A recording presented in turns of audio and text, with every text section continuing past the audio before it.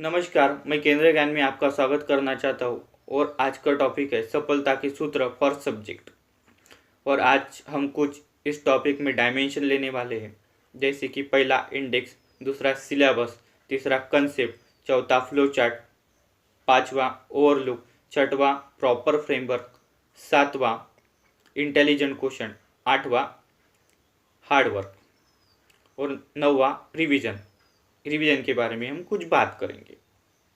तो पहले इंडेक्स के बारे में बात करते। इंडेक्स क्या है?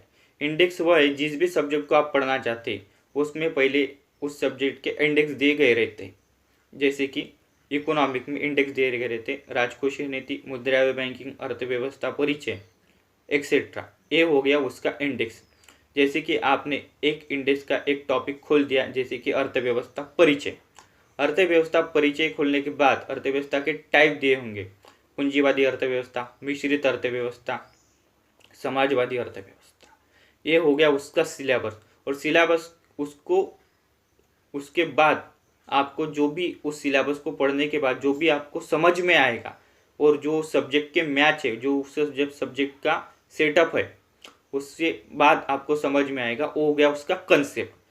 अब आपको समझ में आ गया होगा कि इंडेक्स क्या है, सिलेबस क्या है और कंसेप्ट क्या है। इंडेक्स वह है जो महत्वपूर्ण हेडलाइट वो इंडेक्स है। सिलेबस यह है कि इंडेक्स में अंदर जो दिया गया है वो सिलेबस है। और सिलेबस के अंदर जो आपके मन में धारणा बैठी, जो आपके अंदर आप कुछ समझ में आ गया, उस इंडेक्स के अनुसार, उस प्रॉपर स्टडी के अनुसार और उस प्रॉपर सब्जेक्ट के अनुसार आपको जो भी समझ में आ गया वो हो गया उसका कंसेप्ट। अब तीन बातें याद में रखना, इंडेक्स क्या है, कंसेप्ट क्या है, सिलेबस क्या है। अब आएंगे फ्लो चार्ट के बारे में। जब भी आपने ये तीन बातें कवर कर ली तो आप एक नहीं के लास्ट में फ्लो चार्ट तैयार कर लेना।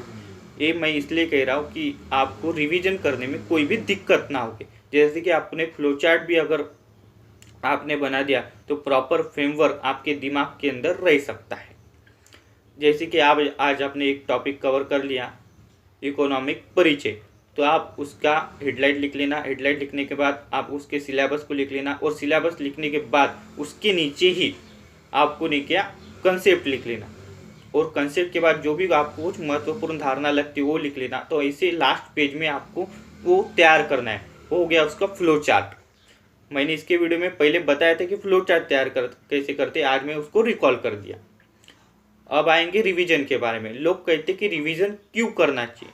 रिवीजन इसलिए करना चाहिए क्योंकि आपको उसका फ्रेमवर्क पता हो, आप उसका ढांचा पता हो। जब भी आपको किसी ने पूछा तो उसको पता होना, उसको बता देना चाहिए। लोग इसलिए कहते हैं कि रिवीजन इसलिए करना चाहिए कि जब भी आपको किसी ने पूछा तो आप बताएंगे और आपके मन में वो ढांचा और आपके दिमाग में वो ढांचा और सेटअप वो पता होना चाहिए।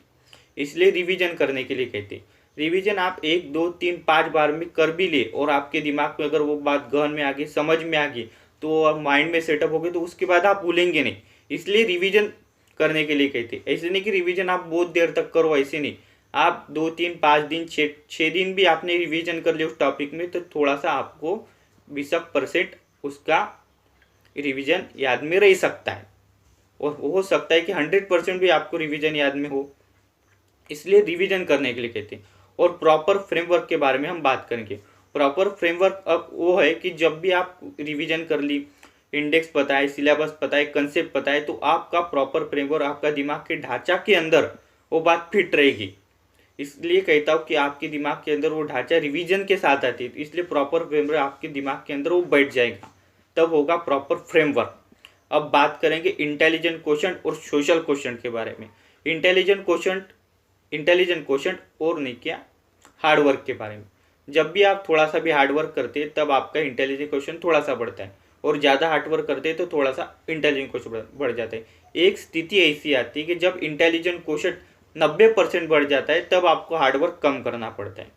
आप भी जब रिवीजन किया तो आपने इकोनॉमिक की रिवीजन की तो आपको इकोनॉमिक के बारे में ही पता रहेगा, ऐसे नहीं आपको नहीं, पॉलिटी के बारे में ही पता रह सकता है, आपको पर्यावरण के बारे में पता रह सकता है, वो आपके दिमाग के अंदर पहले से ही रहता है। पर आप थोड़ा सा भी हार्डवर्क या थोड़ा सा भी साहस नहीं करती, इसलिए ये सब होता है। आप बोलते हो कि नहीं क्या, हाँ इसे तो सब इजी लगता है, उसका इंटेलिजेंट क्वेश्चन उस चीज़ में ज़्यादा है इसलिए उसको इजी लगता है, आपका इंटेलिजेंट क्वेश्चन उस चीज़ में कम है इसलिए आपको वो टॉपिक हार्ड लगता है। इसी के साथ मैं टॉपिक संपन्न करना चाहता हूँ, और वीडियो अच्छी लगे लाइक सब्सक्राइब और शेयर ज़रूर कर देना। नमस्कार, आपका दिन शुभ हो।